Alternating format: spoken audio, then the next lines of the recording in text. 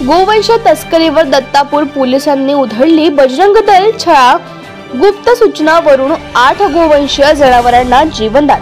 एक गाय मृत अवस्थेत आढळली। 5,28,000चा मुद्देमाल जप्त। कतलीसाठी गोवंशीय जनावरांची तस्करी दत्तापूर पोलिसांनी उधळून लावली। शनिवारी 30 रोजी कार्यवाही करून निर्दयीपणे कोंबून वाहतूक वाहनावर दत्तापूर पोलिसांनी कार्यवाही करून 8 गोवंशीय जनावरांना जीवनदान दिले। यामध्ये एक गाय मृतावस्थेत आढळून आली होती। गोवंशीय जनावरांच्या तस्करी व अवैध वाहतुकीची अनेक घटना समोर येत असून गोवंशांचे जनावरांना कोंबून कतलीसाठी होणाऱ्या अवैध वाहतुकीवर कार्यवाहीचे आदेश जिल्हा ग्रामीणचे पोलीस अधीक्षक विशाल आनंद यांनी दिले आहेत।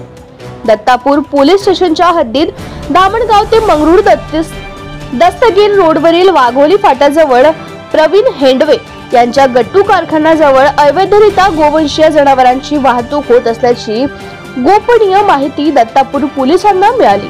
या दरम्यान ठाणेदार गिरीश पाथोड यांच्या पोलीस पथकाने वेळेस कार्यवाही करत 30 ऑगस्ट रोजी सायंकाळी 9 वाजताच्या दरम्यान पोलीस उपनिरीक्षक Narendra Mankar, police head constable Atul Patil, Harihar Vaidya, Sagar Kadam, Deepak Pandhare यांनी घटनास्थळ गाठले।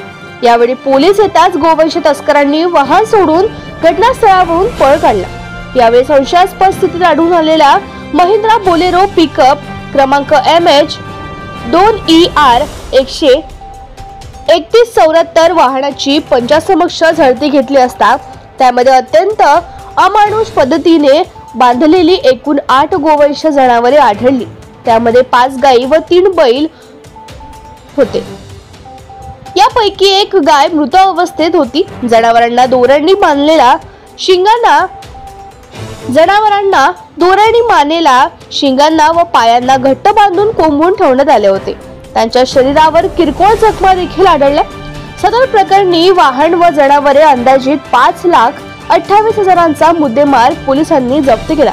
जनावरांची सुरक्षा लक्षात घेऊन सर्व जनावरे श्री गोरक्षण संस्था येथे हलविण्यात आली आहे। सदर प्रकरणी अज्ञात वाहन चालकाविरुद्ध भारतीय न्याय संहिता 2023 चे कलम 325 तसेच महाराष्ट्र प्राणी संरक्षण अधिनियम 215, प्राण्यांना क्रूरतेने वागविण्यास प्रतिबंधक अधिनियम 1960 व मुंबई पोलीस कायदा कलम 119 अंतर्गत गुन्हा दाखल करण्यात आला असून दत्तापूर पोलीस स्टेशनचे ठाणेदार गिरीश पाथोड यांच्या मार्गदर्शनात दत्तापूर पोलीस पुढील तपास सुरू आहे।